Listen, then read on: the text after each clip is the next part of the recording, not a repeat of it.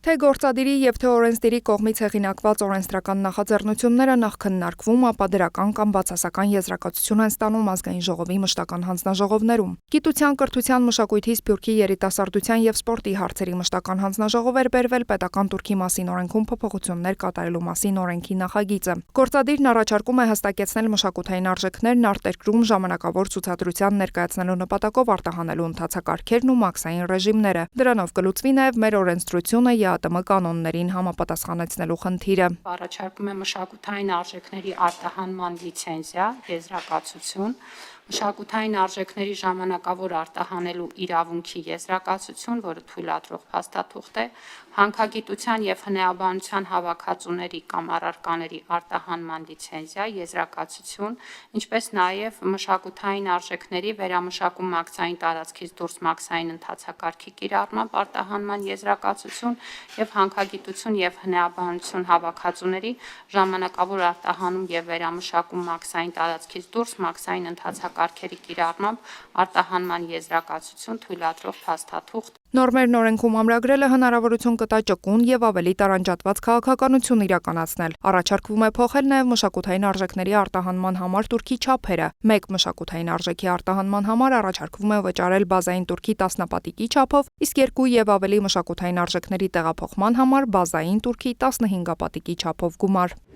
Պետական իրավական հարցերի մշտական հանձնաժողովի նիստում քննարկվեց հակակոռուպցիոն կոմիտեի նախորդ տարվա գործունեության մասին հաղորդումը։ Ներկայացվեցին հակակոռուպցիոն քաղաքականության շրջանակում իրականացվող քայլերն ու հստակ արձանագրված թվերը։ Այսպիսով, 2025 թվականի ընթացքում կոմիտեի քննիչների վարույթում քննվել է 2585 քրեական վարույթ, որոնցից ավարտվել է 890-ը։ Ավարտված վարույթներից 273-ը 661 անձանց վերաբերյալ մեղադրական եզրակացությամբ ուղարկվել է դատարան, իսկ 617-ը կարճվել։ Կարճված վարույթներից 54-ի վարույթը կարճվելու որոշումները դատախազի կողմից չեն հաստատվել, իսկ մեղադրական եզրակացությամբ դատարան ուղարկված վարույթներից դատախազը չի հաստատել 8-ի եզրակացությունը։ Այսինքն 2024 թվականի համեմատությամբ 2025 թվականի ընթացքում քննված վարույթների թիվն աճել է 12.9%-ով, ավարտված վարույթների թիվը 4.8%-ով։ 2025 թվականի ընթացքում մեղադրական եզրակացությամբ դատարան ուղարկված քրեական վարույթներով դատի է տրվել 298 հանրային ծառայող, առանձնացվել է 19 վարույթ եւ հաղորդման մեջ ներկայացվել։ Կոմիտեում քննվող քրեական վարույթներով նախորդ տարի ձերբակալվել է 590 անձ։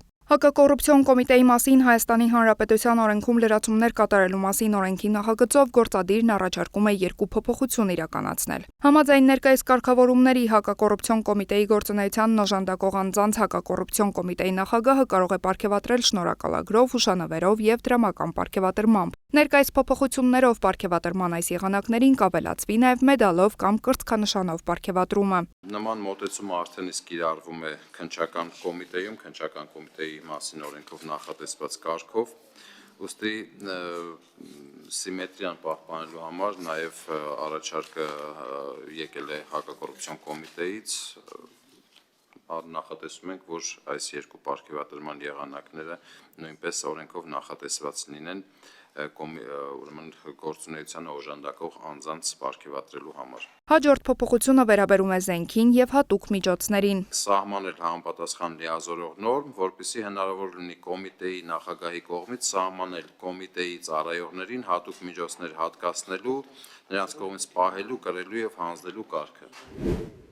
Տարածքային կառավարման, տեղական ինքնակառավարման, գյուղատնտեսության եւ շրջակա միջավայրի պահպանության հարցերի մշտական հանձնաժողովի նիստում քննարկվեց էկոպարեկային ծառայության մասին օրենքում փոփոխություն եւ լրացումներ նախատեսող օրենքի նախագիծը։ Կառավարությունը նախատեսում է բնության հատուկ պահպանվող տարածքներում ծառայություն իրականացնող էկոպարեկներին նոր լիազորություն տալ։ Նախագծով առաջարկվում է պետական անտառներում, անտառային հողերում եւ բնության հատուկ պահպանվող տարածքներում կենսաբազմազանության, այսինքն բուսական եւ կենդանական աշխարհի մոնիտորինգի իրականացման գործընթացի մասնակցությունը,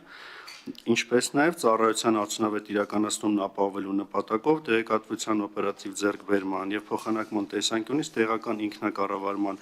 մարմինների հետ համագործակցությունը օրենքով ամրագրել որպես էկոպարեկային ծառայության իրավունք։ Փոփոխությունները համաձայնեցվել են նաև միջազգային գործընկերների հետ։ Արդյոք էկոպարեկները ունեն համապատասխան կրթությունը, որ կարողանան այս մոնիտորինգը իրականացնել, որովհետև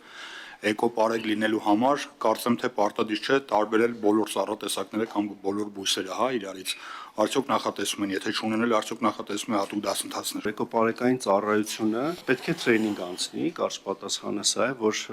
տարբերակեն նաև են կենդանիները եւ տեսակները, բույսերը, սնկերը, որոնց պահպանությունը իրենք իրականացնում են, տրեյնինգները պարտադիր կլինեն եւ կենսաբազմազանության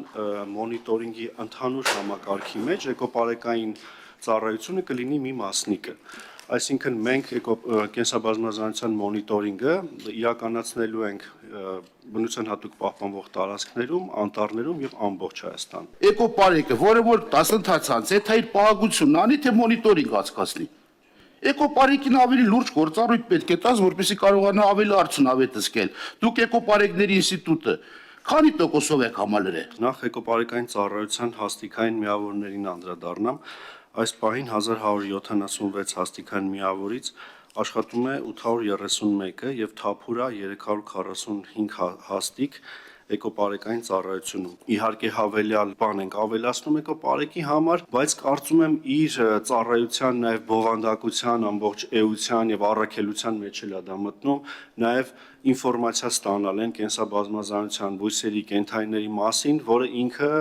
կոչված է պահպանելու։ Կառավարությունը ներկայացրել է վարկային համաձայնագիր, որ վերաբերում է Հայաստանի ոռոգման, ջրամատակարարման եւ ջրահեռացման արտիականացմանն ու բարելավմանը։ Այն քննարկվեց Ազգային ժողովի ֆինանսավարկային եւ բյուջետային հարցերի մշտական հանձնաժողովի արտահերթ նիստում։ Ծրագիրը կֆինանսավորվի ֆրանսիական զարգացման գործակալության կողմից 70 միլիոն եվրո գումարի չափով եւ Հայաստանի կառավարության կողմից հարկերի, տուրքերի եւ այլ պարտադիր վճարների տեսքով։ Ըստ զեկուցողի, այն կունենա 4 հիմնական բաղադրիչ։ Առաջինը ջրային ոլորտի բարեփոխում եւ կլիմայադիմացկուն ոռոգման եւ գյուղական ջրամատակարարման եւ ջրահեռացման ծառայությունների ինստիտուցիոնալ հզորացում, երկրորդը գյուղական բնակավայրերի ջրամատակարարման եւ ջրահեռացման բարելավում,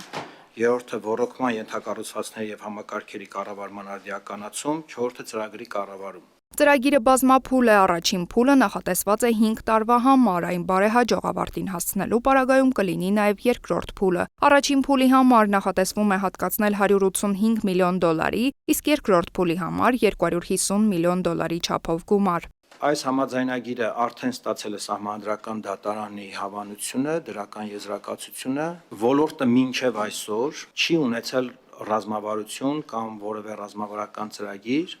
եւ ես շատ կարեւորում եմ այն հանգամանքը, որ ծեր դատին ներկայացվող այս ծրագրի շրջանակում մենք նաեւ ունենք ինստիտուցիոնալ բարեփոխումների շատ կարեւոր առաջին բաղադրիչը, որի շրջանակում նաեւ մասնագետները պիտի աշխատեն եւ վերջապես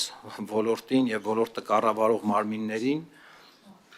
տրամադրեն, ներկայացնեն ռազմավարական ծրագիր։ Ենթակառուցվածքների արդիականացման համար մեծ գումարներ կհատկացվեն, որոնցով կիրականացվեն ջրանցքների արդիականացման եւ թարմացման աշխատանքներ։ Իսկ որ ջրամբարաշինության ոլորտում լուրջ խնդիրներ կան, նկատեց Արթուր Խաչատրյանը, падգամավորը խոսեց Կապսի ջրամբարի շուրջ ծավալվող իրադարձությունների մասին ու ճշտող հարցադրում արեց։ Ջրամբարաշինությունը ամենացածր տոկոսն ունի կատարողականի մեջ։ Դրանից ինչով է հպարտանում, չեմ հասկանում։ Ես չեմ ասում, որ ես հպարտանում եմ Կապսով։ Ես հպարտանում եմ նրանով, որ երկրի ղեկավարը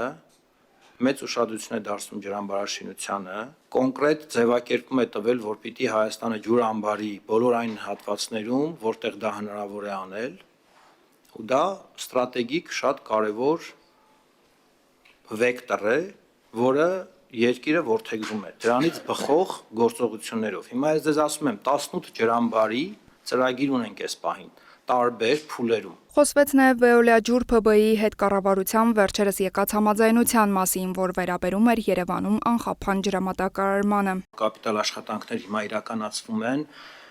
հարկ է նշել, որ այդ աշխատանքների ծավալը,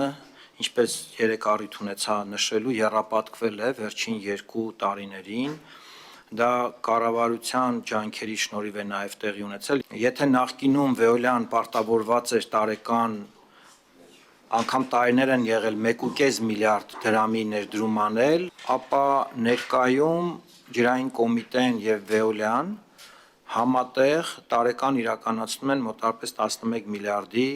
պարտադիր կապիտալ աշխատանքների ծրագիր։ Ենթակառուցվածքների թարմացումից մինչև նոր ջրաղբյուրների հայտնաբերում ջրամատակարարման մասով ներդրումներ են կատարվում ոչ միայն մայրաքաղաքում, այլև մարզերում, ամփոփելով վստահեցնում է Գերատեսչության ջրային կոմիտեի նախագահը։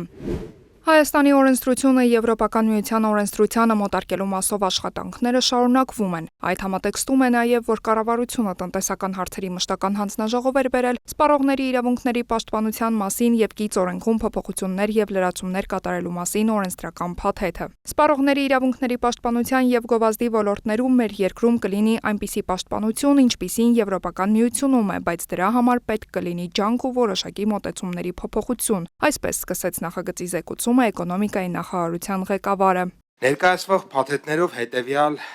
խնդիրներն ենք լուծում։ Մասնավորապես, սպառողների հետ կնքվող պայմանագրերում անարդար պայմանների վերաբերյալ, հերրակա եւ ձեռնարկության շենքից դուրս գտնվող պայմանագրերի մասով սպառողների իրավունքների պաշտպանության մասին, մոլորության մեջ գցող եւ համեմատություններ պարունակող գովազդի մասին,